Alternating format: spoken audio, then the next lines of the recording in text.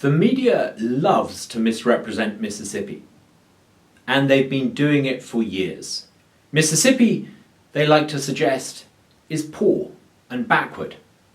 The Magnolia State, they imply, is trapped by some sort of inglorious past. Hold on a minute. That narrative about Mississippi is wildly out of date. Here are 5 reasons why I think we should all be upbeat about Mississippi. Number 1, Mississippi is growing.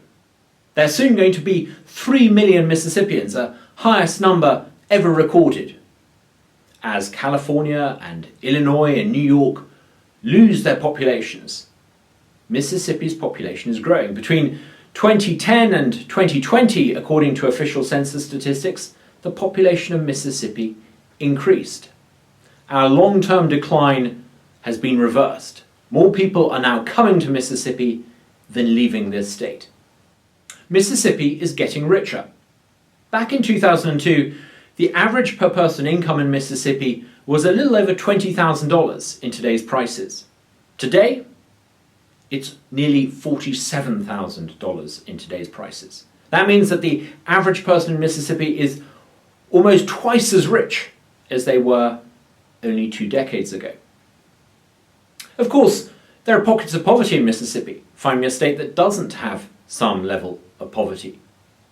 But overall, Mississippians are getting richer, and they're getting richer faster than in many other states. Over the past decade, the average per person income in Mississippi grew by 3.6% a year. In fact, Mississippi is getting prosperous so quickly.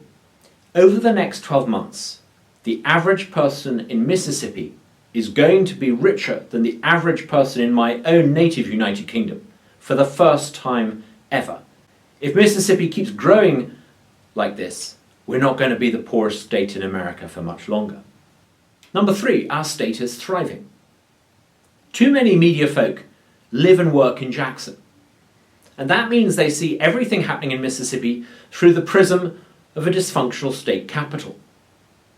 If they were to go outside Jackson a little more often, they would see the extraordinary growth happening in Hattiesburg and Laurel, or Madison and Rankin.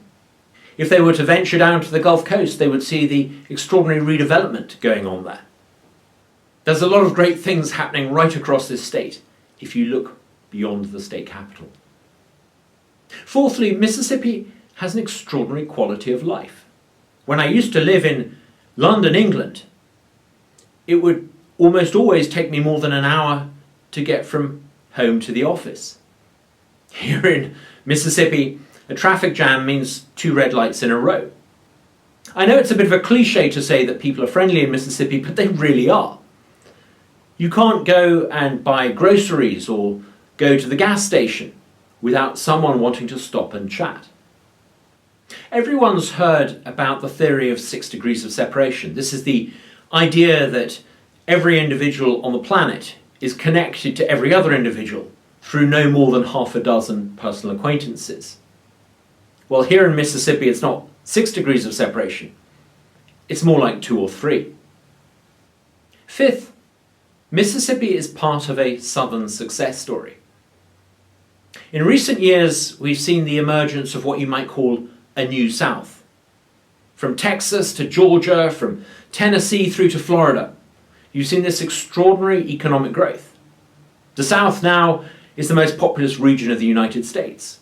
Businesses are relocating from the rest of America to the South. Southern states are doing well because the people that run them generally favour low taxes and light regulation. And that's what you need for businesses to prosper. Here in Mississippi, we too have started to cut taxes with a pretty drastic reduction in the personal state income tax this year. We too in Mississippi have looked at what our neighbours are doing in reducing red tape. We introduced something called the Universal Occupational Licensing Law, which means that people with professional qualifications from other states can almost automatically come and work here. I love Mississippi so much, I've made it my home. But why, I often wonder, do progressive journalists living in this state seem to delight in talking our state down? During the recent water crisis in Jackson, for example, a straightforward story of epic municipal incompetence was twisted into a narrative about historic racism and inequality. That's absurd. In fact, it's absurd to constantly overlook all of the positive things that are happening in our state in pursuit of this idea that Mississippi is uniquely trapped by its past. Every state has a past. Every country has a past. And in the past, people did things that today we wouldn't accept. What we need to do in Mississippi today is recognize that things today are far better than they were before, that our state is getting better, that there are a myriad of good things happening around this great state.